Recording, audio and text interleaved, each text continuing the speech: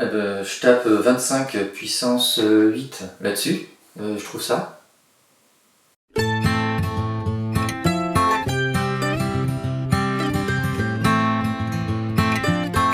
Et oui, dans cette vidéo, on va parler en fait de puissance de 10 et de notation scientifique. Alors déjà, les puissances de 10, c'est pas quelque chose de compliqué. Si je prends 10 puissance 3, c'est donc 10 fois 10 fois 10, ça fait 1000. Et si vous regardez 10 puissance 3, dans la réponse, on a 3 zéros.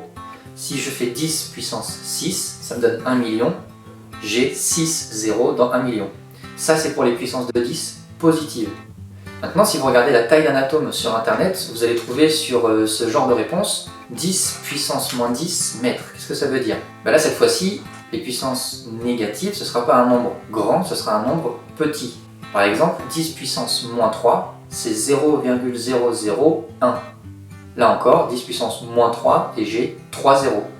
Donc 10 puissance moins 10, ça va être 0,000 et ainsi de suite avec 10 zéros et je rajoute un 1. Bilan, 10 puissance n, ça va être 1 avec n 0 à la suite, alors que 10 puissance moins n, ça va être 0, et n 0 et avec un 1 à la suite. Maintenant, on va pouvoir parler de notation scientifique. Qu'est-ce qu'une notation scientifique? A fois 10 puissance n, c'est une notation scientifique si ce nombre A est un nombre décimal compris entre 1 et 10.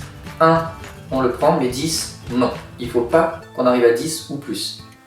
Et n, c'est un nombre entier relatif qui peut donc être positif ou négatif. Par exemple, 7,4 fois 10 puissance 3, c'est une notation scientifique.